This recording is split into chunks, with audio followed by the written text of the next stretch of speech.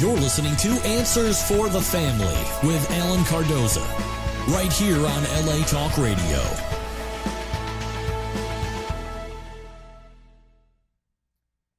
Welcome to another edition of Answers for the Family. I'm your guest host, Britten Devereux, CEO for Devereux Healthcare. If you or a loved one are struggling with an addiction, with mental illness, please call us today at Devereux Healthcare, 714-375-1110. Devereux Healthcare is your resource for subacute psychiatric care. We provide a unique form of compassion that we call gracious redundancy, and together our team is changing the landscape of psychiatry. We are licensed to treat mental illness, we are licensed to treat co-occurring disorders, and we invite you to call us at 714-375-1110 or visit our website at www.damorehealthcare.com. Every Monday from 11 a.m. to noon Pacific Standard Time, this show will bring you special guests that can inspire, educate, and entertain while bringing answers and options to life today and in our constantly changing future. Answers for the Family will address issues such as locating your runaway teen, family crisis intervention, building self-esteem, dealing with addiction, optimizing our life experience, and so much more. I'm sure many of you expected to hear Alan's voice this morning. We are reminded of the reality of what he does when he's not on the air. As a licensed private investigator and crisis interventionist, he gets calls and he has to respond quickly. And I believe today he's in Stockholm, Sweden. Be it locating a runaway, escorting a team to a specialized program, retrieving an abducted child, or meeting with government officials from around the country, I know he is focusing on making a positive difference all across the world. Of course, I wish him swift success in whatever endeavor he is responding to today. I want to first invite everybody to welcome Erin to the show. Erin Thompson is the Special Projects Manager for the Inner City Law Center on Skid Row within Los Angeles. She's responsible for Homeful LA, and she's here today to tell us about an event that's occurring here in LA County on October 4th, 5th, and 6th. And it's so that we can all participate in ending the homelessness crisis in LA. Welcome, Erin. Thank you so much for having me, and hats off to you, Alan, wherever you are in the world. We love you and we appreciate you. We sure do. I'm really excited to be here to just tell all the listeners about a LA County event that's coming up on October 4th through the 6th. That's almost a little bit over a month away. We'll have 8 different events that Friday, Saturday, and Sunday all throughout the county. We're splitting it up between 8 spas. That's the way that the county splits us up geographically. So it'll be 8 events, one in your neighborhood that is for the community. It's for people who really care about the homelessness crisis. It's for people who are tired of just walking past and really want to make a difference but don't know what they can do. We're going to have resources there and service providers. We're even going to have some entertainment and artistic displays of from people who have experienced homelessness before, so that you can really get to know them on a different level and see them from a different perspective. But we're really proud of the work that we've been doing as a service provider. Inner City Law Center services clients who are experiencing homelessness or are on the verge of homelessness in a legal capacity. But we also have a policy team that has been working on things like Measures H and HHH. And if you go to our website, homeful.la, you'll see on our advocacy page the important policy measures that are coming up that we need your support with. So be sure to plug in and stay up to date on what's going on with the events there at homeful.la, HOMEFUL.LA. Okay, Erin, so that's all very, very helpful for us. Tell us how we can plug into either social media or any other way to spread the word. Give us 2 or 3 steps of how we can invite others to really make an impact related to homelessness and the crisis that we're facing in LA. Well, we definitely have a presence and promote different opportunities for people to either volunteer, advocate, or donate towards ending homelessness right on the website. We also are contactable and accessible on Instagram, Twitter, Facebook, and YouTube. We need more YouTube followers. We're kind of sad on YouTube, but hopefully you guys will tune in and even send us content about what you guys are doing in the community.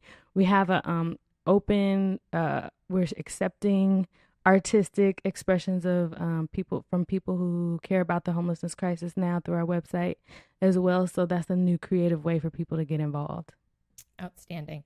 I also want to welcome Rob Danson, also a guest co-host this morning. He is head of marketing and communications for Food on Foot. Rob focuses his efforts on a nonprofit that empowers homelessness, providing full-time employment, permanent housing, and food. Rob, tell us a little bit more about Food on Foot, and welcome this morning. Oh, thank you so much, and I'm definitely honored to be here. So Food on Foot is a nonprofit organization that's been helping our homeless neighbors here in Los Angeles for about 23 years now. And we have two main programs. The first program is our Sunday Meals program, where we have volunteers that can sign up on our website at foodonfoot.org. And they can distribute food and clothing to approximately 150 homeless and low-income individuals every single Sunday in Hollywood. In addition to our food serving, we also have a much larger jobs and housing program. The end goal is self-sufficiency. So we help homeless people earn their way out of homelessness. We find them a full-time job, their own fully furnished apartment, and we give them what's called a life skills education along the way. Okay, and what happens on Sundays?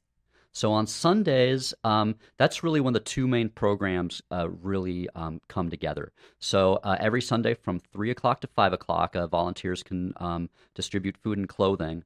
And during that time, in addition to just distributing food, they get to learn about our larger jobs and housing program. And we have a lot of current participants and even graduates that volunteer their time, graduates from that program. And they'll come and talk to the volunteers about where they are, how they became homeless, where they are now with a full-time job in their own apartment, and really what volunteers can do to help expand that programming as well.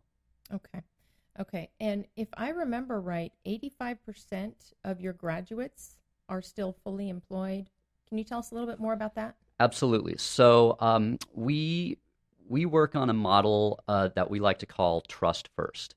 And what that really is really instilling trust within our homeless clients, not only within themselves, but also with the organization as well. So trust within themselves is really working on their self-esteem, their confidence. For many people that end up on the streets, one of the first things to go is their self-esteem. And that can really create a downward spiral into chronic homelessness. And so what we like to do is we like to catch these people before they really slip into chronic homelessness. And so during this time that they're working on building up their trust, we give them what is called as a life skills education. This is anything from mock interview training for the jobs that we will end up helping them find, crisis management, money management, and we also have them give back to the community.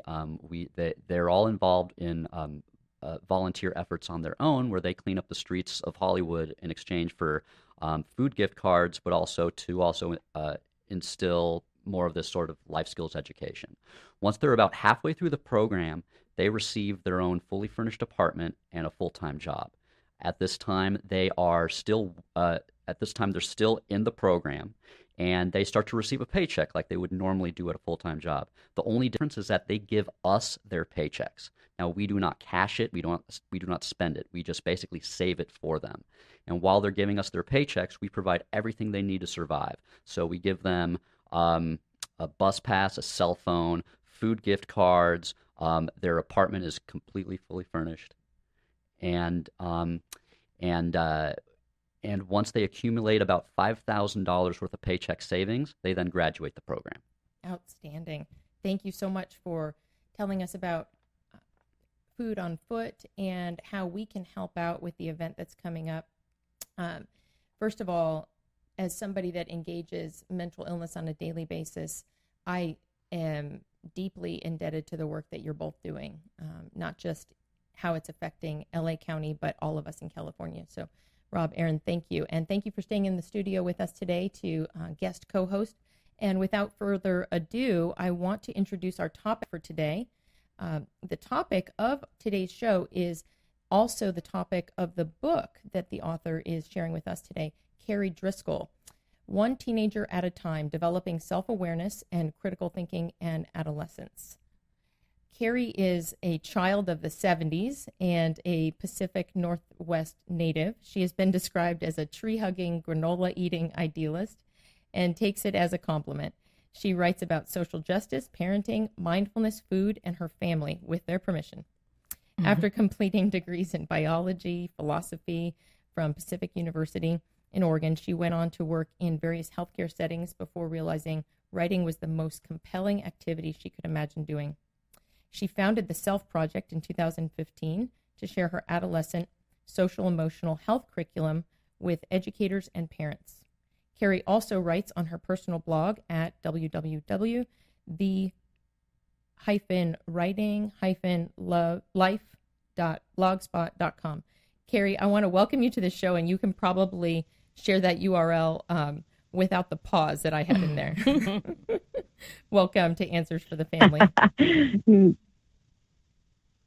Thank you. Thank you so much for having me on. I'm excited.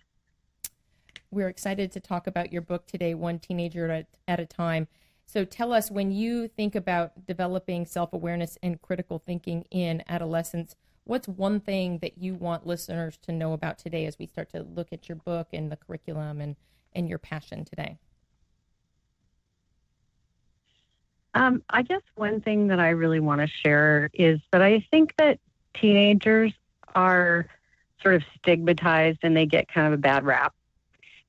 Teenagers are actually my favorite human beings because they have this amazing ability to have a foot in both worlds simultaneously. And I think we also need to realize what a struggle that is, that there's so much happening beneath the surface with kids this age that we need to really give them credit for being able to function as well as they are. And I think the more that adults can understand the social development and the brain development that's happening, the better we can help them equip themselves to be resilient, to create community, and to make really good decisions as a way to creating a path forward that is really positive and successful for them, whatever success means to them. That's awesome, Kari. This is Erin, and I used to run a project called the S-Word Project, and we would do after-school curriculum for teens to talk to them about sex and relationships. I wonder, since you've been delivering this curriculum to your teens, what are the major issues that you're seeing that come up over and over again that you've incorporated in your curriculum to solve? One of the basic pieces of my curriculum is it's really designed on facilitating conversations and letting teenagers talk and build community among themselves. I think, unfortunately, that our education system is set up as this very transactional thing where the teacher is sort of the deliverer of information and we expect kids to be passive recipients. And what I've realized over the years is that teenagers really have a lot to say, but they don't have a lot of people that are willing to listen really very deeply and try to understand. And I think that the more opportunities we give kids to have difficult conversations with each other and to really, really be heard, the more they come out of their shell and the more they realize they actually do have something to say that's valuable and valid. That's awesome. So your introduction, you referenced a little bit about brain development, and I would love to unpack that a little bit more. Can you tell us about the research that you referenced in the book? Sure. I'm not a brain researcher. My background is in biology. I had a minor in chemistry, but then also philosophy. so I do have a scientific background, and I worked for the state of Washington mental health division for several years in their adolescent inpatient psychiatric facilities. And so I've always been really fascinated by that. A lot of the research that has come out of, especially Dr. Dan Siegel, what he's done in the last decade or so, looking at the really rapid brain development and the kinds of unique attributes of the adolescent brain, really was exciting for me, because that was around the same time that I was starting to look at mindfulness and nonviolent communication. And what it really drove home to me was the amount of work that's happening in the adolescent brain. I mean, we've known for a really long time as educators that adolescents are able to stop being such concrete thinkers and be able to, understand more abstract concepts. And what folks like Dr. Dan Siegel have really capitalized on in their research is looking at how that changes the brain and how it shapes it for really the rest of our lives. And so it's exciting to me to know how to help adolescents capitalize on what's happening already in their brains to make them work more efficiently and effectively. Sure. And when Rob was sharing a little bit about his efforts with Food on Foot, and when Erin was sharing a little bit about Homeful LA, the thing that of course comes to my mind is that there are things that we can do to prevent mental illness, or at least the continuation of the process. So can you speak a little bit to the process that you recommend parents, families listening today to engage as they think about that social and emotional impact of environment, or how we respond to trauma? We're very much interested in, there's so many people here today doing similar work that ties together. So I'd love to hear your thoughts on that. Yeah, absolutely. I mean, I think, a couple of the things that we need to really understand is that adolescents are incredibly socially driven, and it's not a frivolous thing, right? When they want to hang out with their friends, when they want to be in constant contact with their friends, when they want to go out and do social things, that's not frivolous. That's biology.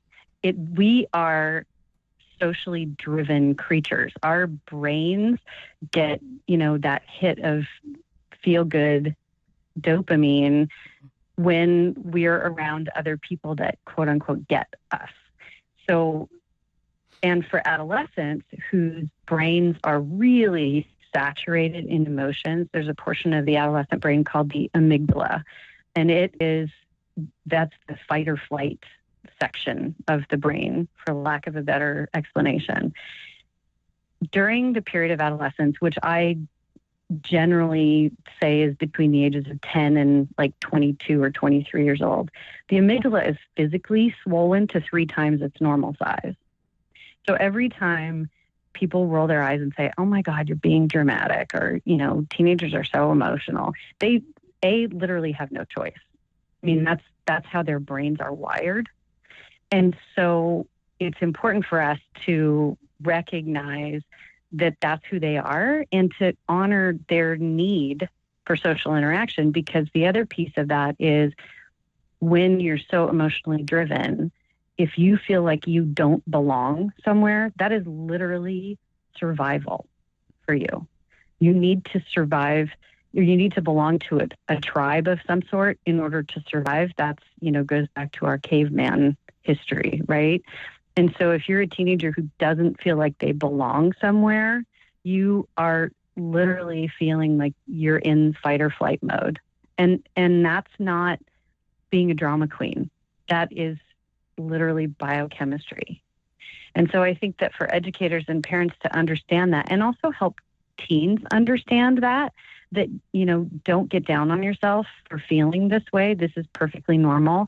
Once you have that sort of baseline, instead of your emotions or your body being, this horrible villain, you can frame it in an empowering way and say, okay, I know this about myself, And how do I mitigate my response to that? That's a great description. And just in the title of your book, you talk about self-awareness, and I have to imagine that that connects back to the self-worth that you're pointing to in the unique presentation that an adolescent has in how they're developing, how their amygdala is 3 times the size, which I had no idea, how self-worth really plays into that in thinking and acting and behaving and connecting in day-to-day life.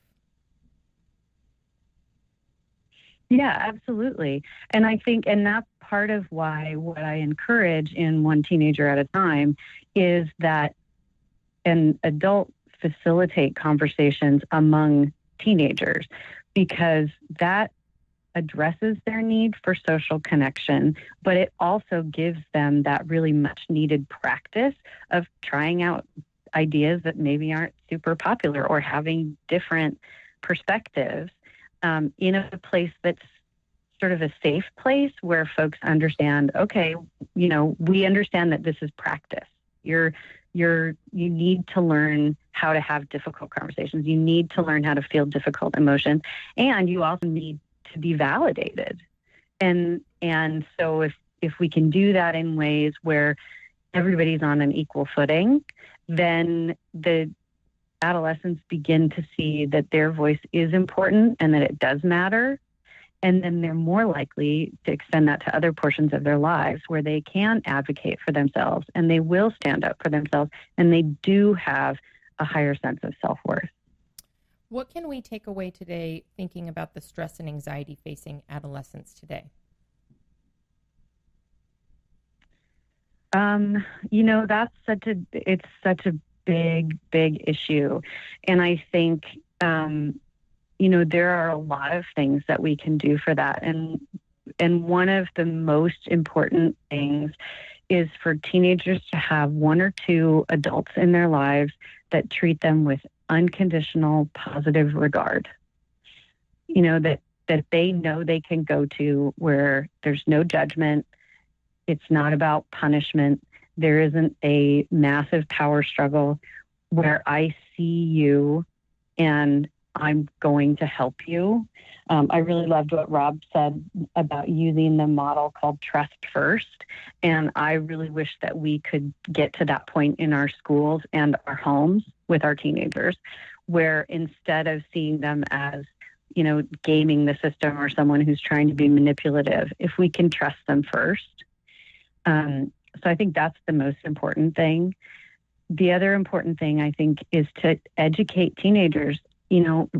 When I've told teenagers about the fact that their amygdala is literally physically swollen to 3 times its normal size, and it will be for at least a decade, they're shocked, right?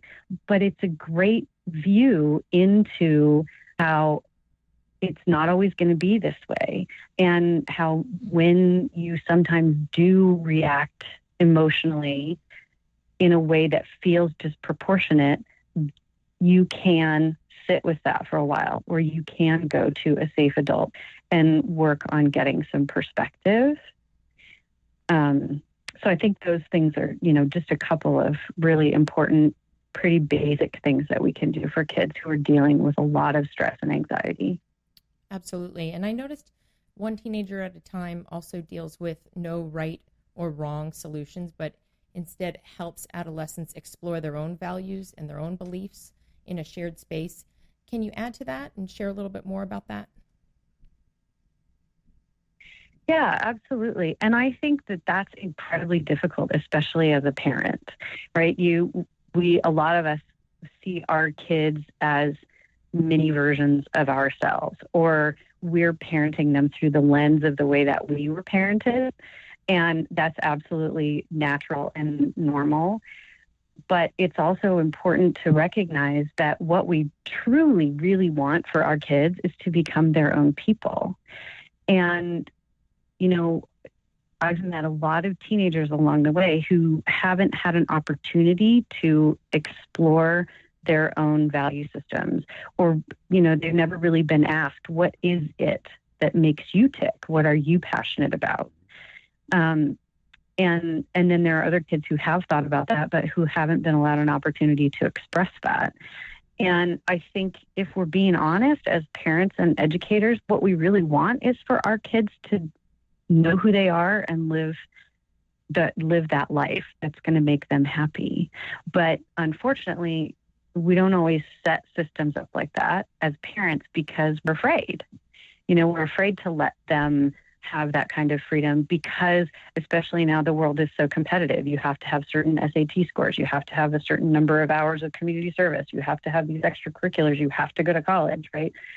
So it's definitely difficult to strike that balance. But the earlier we can help teens begin to understand that they have a right to have their own perspective, that they have a right to own their own values and really express those and play, right? That's the other thing about those teenage years is we're also biologically designed to try on lots of different identities. And that's okay because that's how we figure out who we want to be as an adult. It's interesting because it takes such risk to engage in honest exchange. And so often in the educational setting or in a setting at home with one's family, an honest exchange is going to threaten somebody. And so what I like about One Teenager at a Time is that there's different lessons that are addressing social and emotional health. And whether that conversation is initially too risky for some members of the family, really we can just take and literally set fear on the shelf while we take one risk together as a family unit. So can you talk a little bit about the lessons from the book? Sure, absolutely. So the book is divided into different sections. And so there's a section on mindfulness, there's a section on compassion, there's one on positive mindset, one on self-worth, and then the last chapter is on stress, anxiety, and fear. And every lesson was designed to be fairly flexible. They're all sort of structured in the same way, but it's not one of these things where you have to sit down and do the whole thing all at once. In fact, I kind of prefer that they get spread out over a couple of days, especially for folks who tend to be a little bit more introverted or who are somewhat paralyzed by fear. If you give them a couple of days to think about something in a different way, they might come back with a different answer. So there really are just discussion prompts in each lesson. So it'll start with sort of a quick story or an anecdote. And then the idea is to just really launch into a discussion. And there are a couple of questions that I'll use in there to sort of prompt the discussion. But the goal is really to just have everybody feel like this is a safe space where they can have a conversation that really expresses what they're thinking in the moment.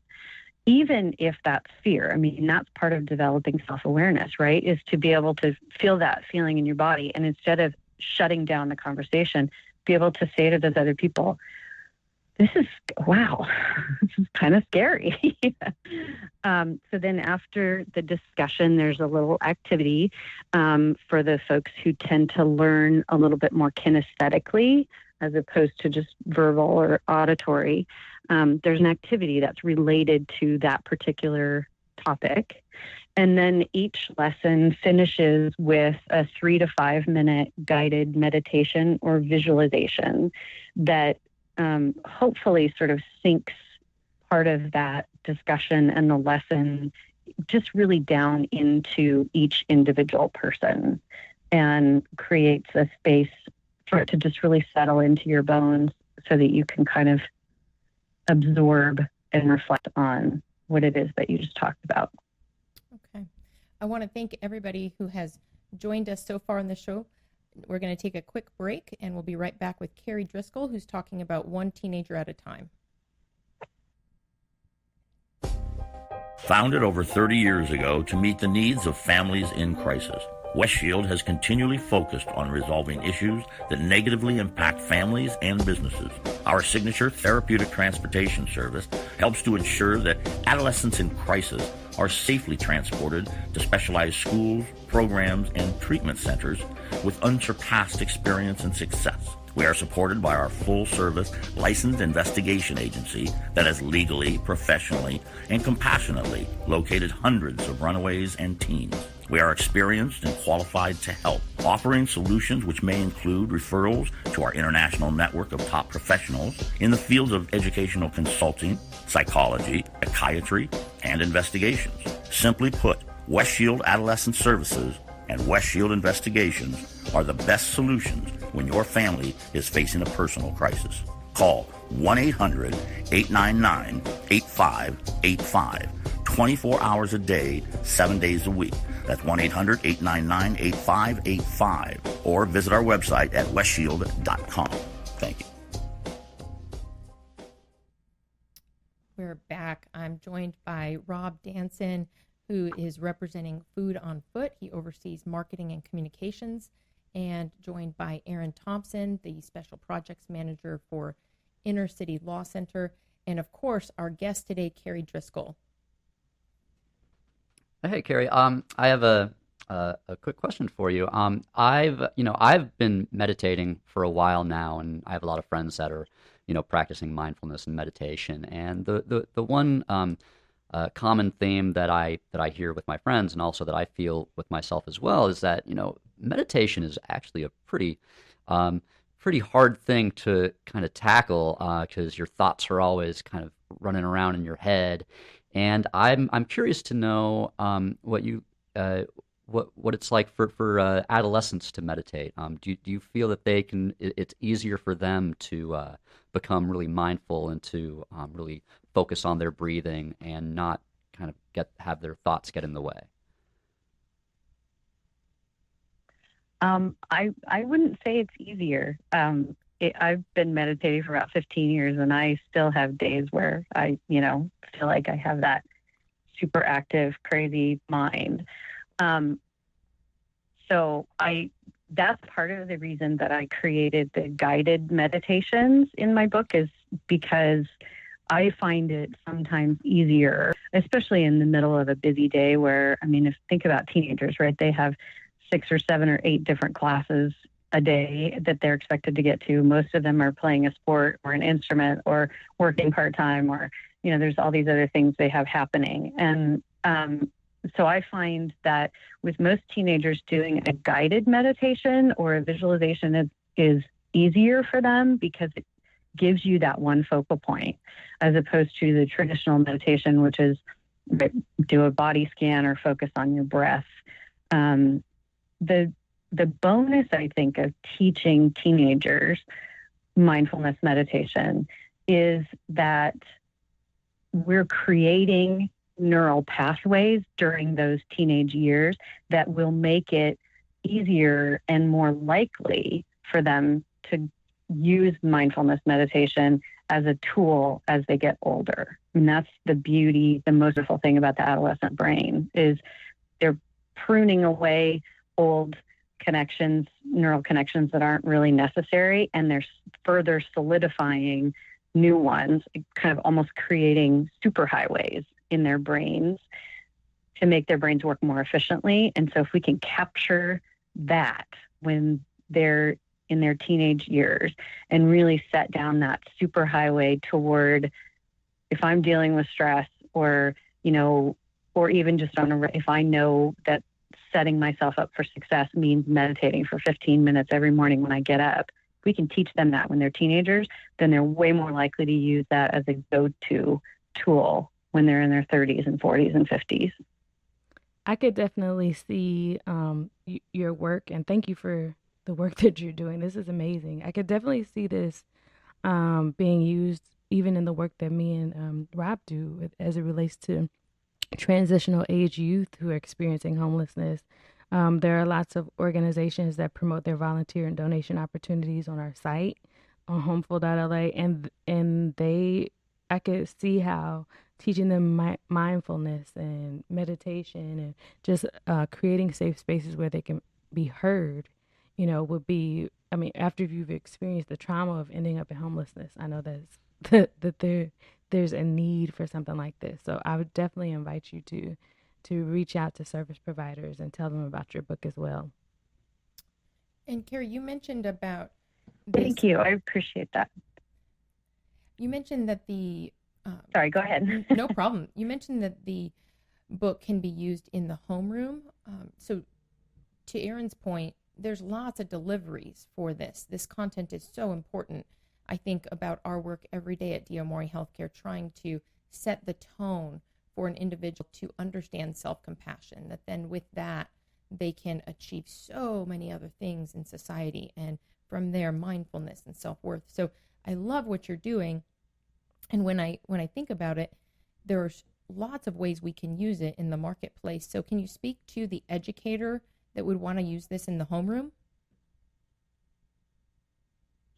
Sure. I mean, one of the things that I really push a lot is that, this work can't be done in a vacuum. It needs to be done in all the spaces where teenagers actually are, so that everybody, all the adults around them that care for them, are delivering a consistent message and reinforcing the same ideas.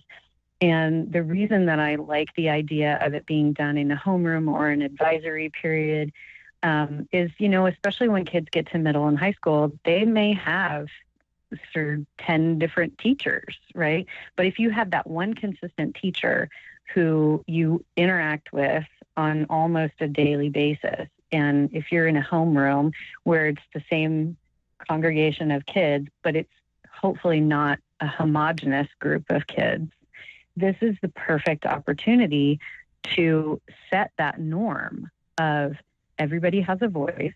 This is a safe space, and let's practice having conversations about difficult things to normalize it and see what happens. It's kind of magical. So, and I think that, if we've got parents and youth group leaders and social workers and school counselors and teachers and coaches and mentors who are all using something like one teenager at a time and understand the way that it works and adolescent development and how to support these young people, then that's how we're going to have a really big impact, I think. I agree. And what would a student-driven conversation around this look like, Kari? It can look really different depending on who you're working with. That's one of the things that I learned early on when I was sort of piloting the program. I worked with a group of students from the Seattle Girls School, which is a private school, but it's very socioeconomically diverse. About 40 to 50% of their girls are on scholarship at any given time. And it's right in the heart of the Central District in Seattle, so also culturally diverse. I piloted the project in Hot Springs, Arkansas, which was very, very different from Seattle. And then I worked with an alternative public high school in Seattle called the Recovery School for students with addiction issues. And I have to say, there's no one conversation, even in the same lesson, that's going to go exactly the same, because, and that's the beauty of it for me as a facilitator, is these kids are going to talk about the things that are closest to them, that are most important to them. And those are the things they need to be talking about. And so it's really amazing to see, like a lot of the kids with addiction issues had really a pretty severe history of trauma. And one of the things that they really talked about was dissociating from their bodies. And so when we tried to use mindfulness that brought them into their bodies, that was really, really difficult. And it was also, if we were patient and willing to do the hard work, the most impactful work. For the girls at the Seattle Girls School, one of the most impactful conversations we had was around gang violence and, the police brutality and, the shootings of people of color by police. And that didn't happen in Arkansas. We didn't have that conversation in Arkansas. We had conversations about poverty and what it's like to be raised by someone who isn't your biological parent. So the conversations all look very different. They're all very unique to the groups of people that are having them. And I think that's one of the most beautiful things about this work, is that this curriculum is not a one-size-fits-all, and there are no right or wrong answers. It's just about encouraging these kids to have conversations with each other that give each other better perspectives on what's actually going on beneath the surface in their lives. Kari, you used a phrase that I want to make sure that the listeners understand. You mentioned disassociating, and you talked about how mindfulness can bring them back to their bodies. Can you tell us a little bit how taking some time with one teenager at a time would help parents, would help students, would help community members today to look at fear and anxiety with maybe a different lens, to help bring people back to their bodies and treat fear and anxiety in a way that can impact their mental health today and maybe even address addiction today? Sure. And I will preface all of that by saying that, this is a really, really tricky thing, and it's absolutely not a substitute for professional counseling, individual therapy.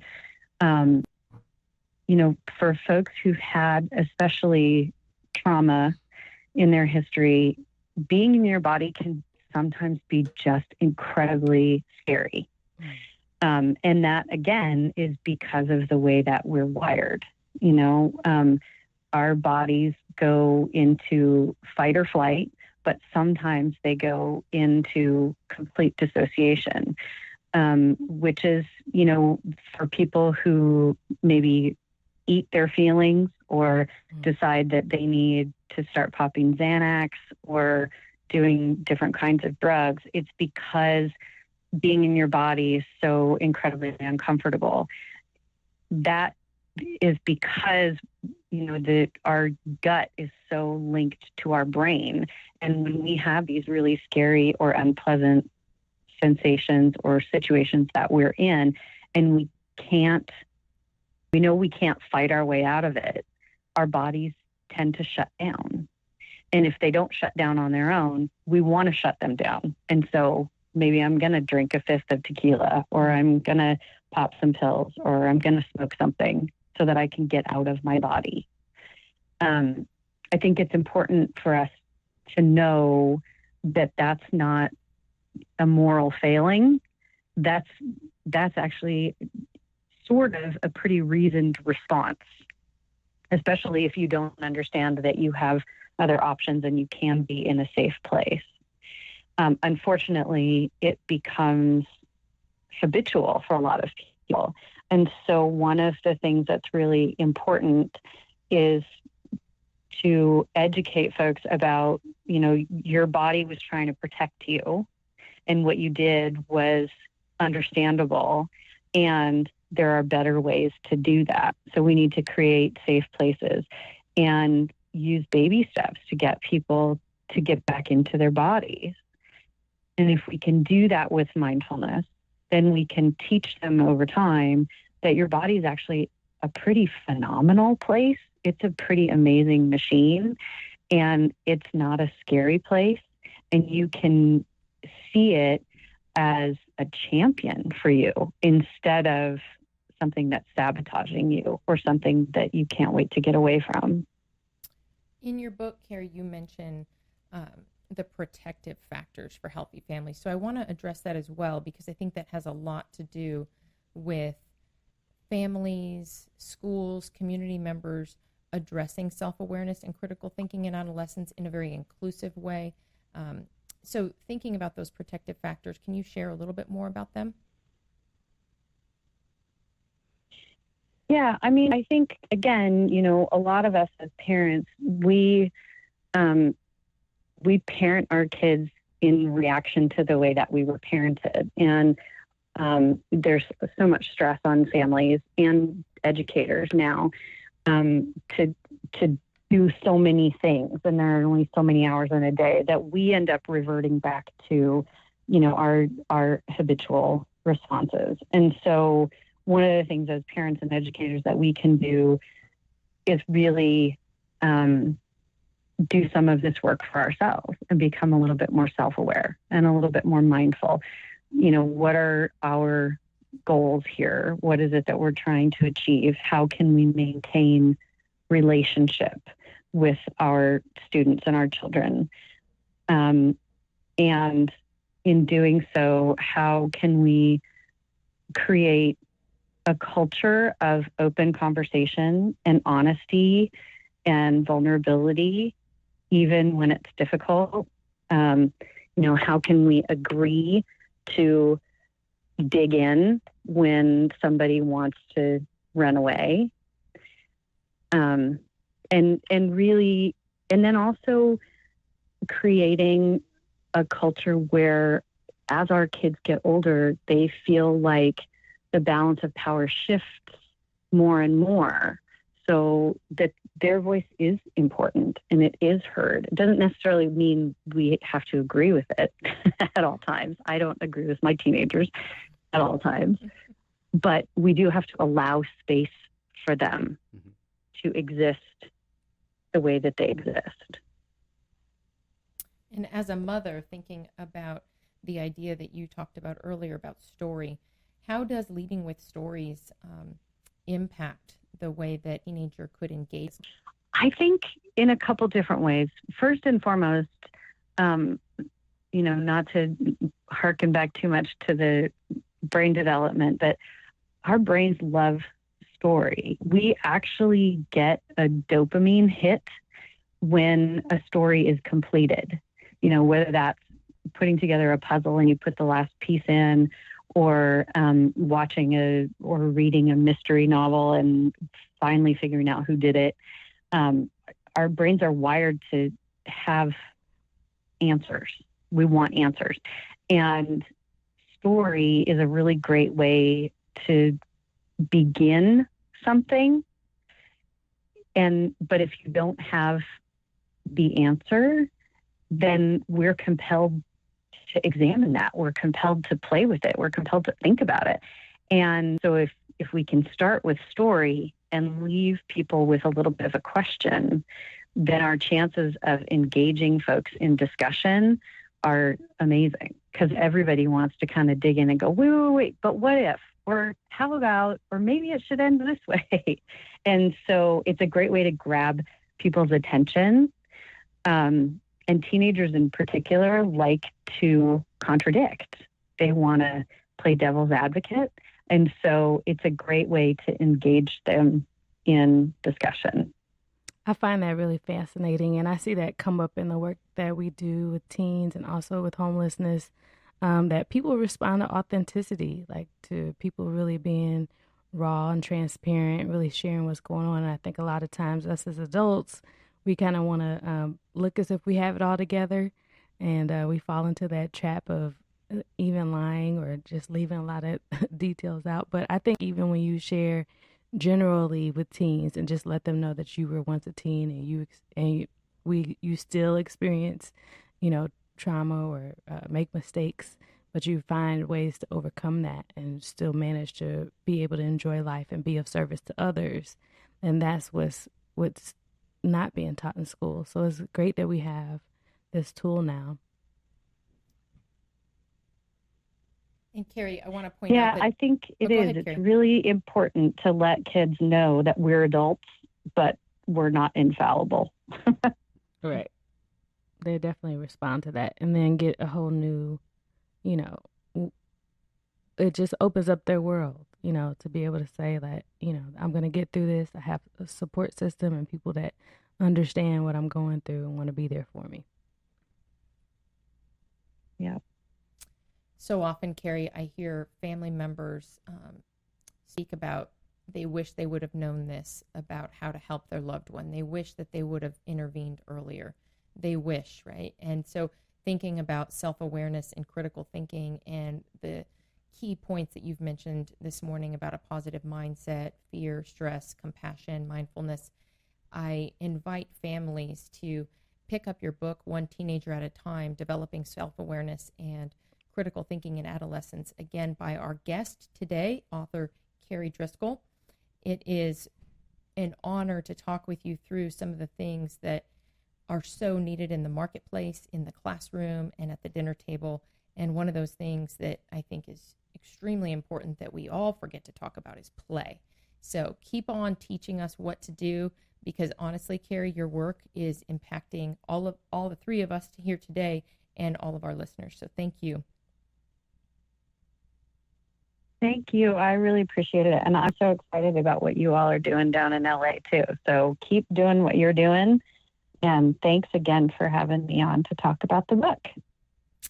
And to everybody, please be sure to put us on your calendar and tune in next Monday when we'll be replaying one of our most popular interviews with Dr. Elson Haas to discuss staying healthy with new medicine, integrating natural, Eastern, and Western approaches. And please visit our archives of past interviews at answersforthefamily.com or subscribe to our show through iTunes, Stitcher, Spreaker, YouTube, and our latest platform, iHeartRadio.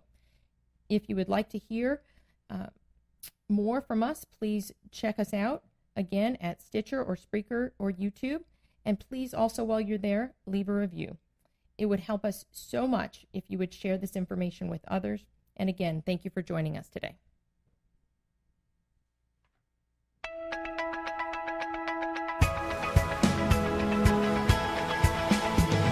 You're listening to Answers for the Family with Alan Cardoza, right here on LA Talk Radio.